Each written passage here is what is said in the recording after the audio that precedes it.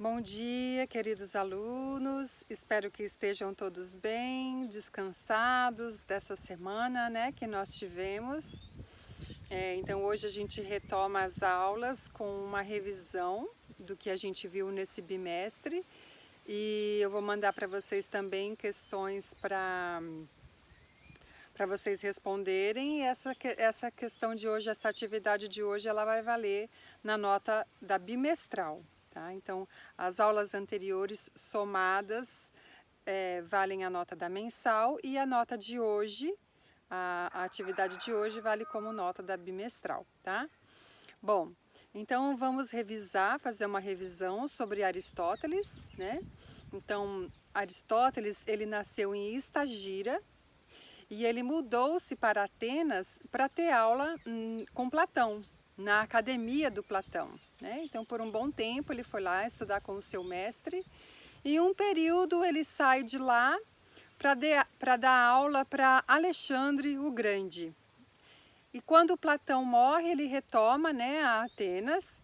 Ele acreditava que ele seria tipo o sucessor de Platão na academia, mas a escola ficou para um primo de Platão. Então, Aristóteles, ele fundou a sua própria escola, que ele chamou de Liceu. Então, a palavra licenciatura, de dar aula, né, vem aí dessa escola de Aristóteles, que é o Liceu. Nessa escola, Aristóteles, ele prezava muito pelo ensino peripatético. O ensino peripatético é ensinar através dos pés, é ensinar caminhando. Porque o Aristóteles ele era muito voltado ele era muito atento à questão do corpo, da biologia, né, dos seres vivos. Então ele dizia que era quando a gente caminha, conversando, pensando, a circulação sanguínea no nosso cérebro, ela ajuda a gente a pensar melhor, né, caminhando. Então ele tinha esse método peripatético. E o Aristóteles também defendia muito o conhecimento empírico, né, que é o conhecimento que se dá através da experiência, da observação, né, da natureza, das coisas, para a gente adquirir o conhecimento. Uma desses métodos de conhecimento da realidade foi o que ele chamou de 4 causas, né? Para a gente conhecer as causas primeiras de tudo que existe, a gente precisa investigar as 4 causas dela. Então ele vai chamar de causa material, que significa qual é a matéria dessa coisa que a gente quer conhecer. A causa formal, que é a forma, a causa eficiente, que é quem fez, e a causa final, que é a finalidade, para que foi feito. Então, nós fizemos uma atividade para investigar quais são as 4 causas do ser humano. Então, a causa material é o nosso corpo, a causa formal é a nossa forma, né? Somos bípedes, eretos, nossa frente é diferente da nossa trás, né? Somos bilaterais, né? A causa eficiente é quem nos fez. E aí eu pedi árvore genealógica para vocês, né, como atividade. E aí Aristóteles vai dizer que lá no princípio de tudo, do planeta, a primeira forma de vida que teve no planeta, né, a primeira coisa que originou tudo que existe é o motor imóvel. Então, o que é o motor imóvel?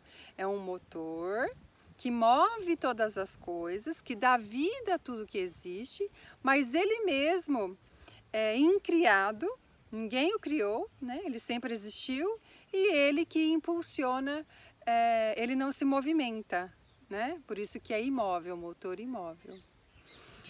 E a causa final, para que o humano foi feito, nós vimos isso também.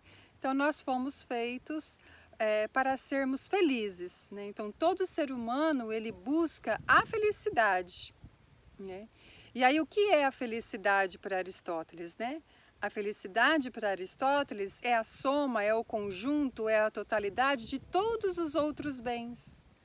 Todos os outros bens que o ser humano busca, na verdade, no fundo, ele está buscando ser feliz. Por exemplo, o amor, a beleza, o dinheiro, a amizade, a família, os filhos, o convívio social, tudo isso a gente está buscando para querer no fundo, por trás de todos esses bens, a gente está buscando, na verdade, ser feliz, né? A felicidade. Bom, e aí Aristóteles vai dizer que a felicidade ela depende de nós em alguns aspectos, mas tem coisas que nem tudo a gente consegue sozinho. O que depende de nós diz respeito à ética, né? Ao comportamento, à nossa ação. Que para Aristóteles a gente sempre tem que buscar o caminho do meio, o meio termo, a justa medida, né? Então, um bichinho me mordeu aqui, uma formiga. Então, assim, calma aí.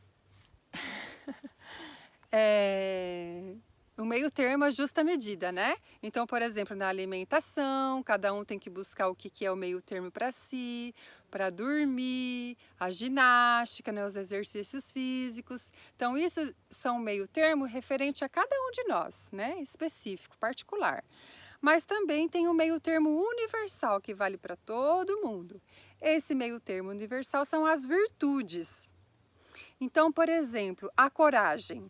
A coragem, ela é uma virtude. Ela fica no meio de dois vícios, a sua falta e o seu excesso. A falta de coragem é o covarde. O excesso de coragem é o destemido, aquele que não tem medo de nada. Então, nós como seres humanos racionais, a gente sempre tem que buscar o caminho do meio em relação às virtudes e em relação às nossas práticas diárias, né, de atenção ao corpo. Bom, isso é o que depende de nós. O que não depende de nós tem a ver com a nossa vida social, né? Então, o ser humano é um animal político, o Aristóteles vai dizer, né? O homem é um animal político, ou seja, nós vivemos em sociedade, né? Por que a gente vive em sociedade? Porque a gente precisa um dos outros para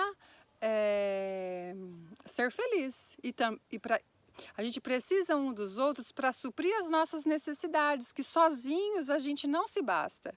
Eu não consigo sozinha suprir tudo o que eu preciso, fazer minha casa, construir minha casa, a minha roupa, a minha alimentação, a minha educação, a minha saúde. Então a gente precisa da profissão um dos outros, né? Do médico, do professor, do lixeiro, do agricultor, do atleta, da arte, né? Da cultura.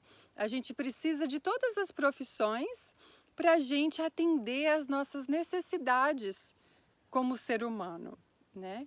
Então, esse nosso convívio social, ele é organizado pela política. Então, é a política quem vai criar o alicerce, né? Criar as condições para que essas profissões se desenvolvam e para atender todas essas necessidades que o ser humano tem para ser feliz. Então, quando a política ela não se preocupa com esse bem comum de todos, né, que é a felicidade, quando ela não proporciona essas condições para todas as pessoas serem felizes, ela está se corrompendo, né? Ela não está cumprindo a sua função, né? Ela não está cumprindo a sua natureza, o seu papel, né? E aí existe a corrupção, que é a degeneração política. Então, Aristóteles trouxe para a gente 3 formas políticas: a monarquia, em que o rei governa; a aristocracia, quando um grupo de pessoas governam; e a democracia, que é quando o cidadão governa. Em qualquer uma delas, está tudo bem, né? Desde que ela cumpra a sua finalidade, que é proporcionar condições para os seres humanos ser felizes. Quando ela não faz isso, ela se degenera. Então, a monarquia se transforma numa tirania, numa ditadura. A aristocracia se transforma numa oligarquia. E a democracia se transforma numa demagogia, né? Então, retomando aquilo que a gente viu de Aristóteles, uma revisão rápida aqui para a gente fazer os exercícios da aula de hoje, que vai valer a nossa nota bimestral. É isso, tá bom? Aconselho vocês a pegarem, né, a ficha, as questões, e se vocês tiverem alguma dúvida, retomem a esse vídeo, né, que tá tudo aqui, tá bom?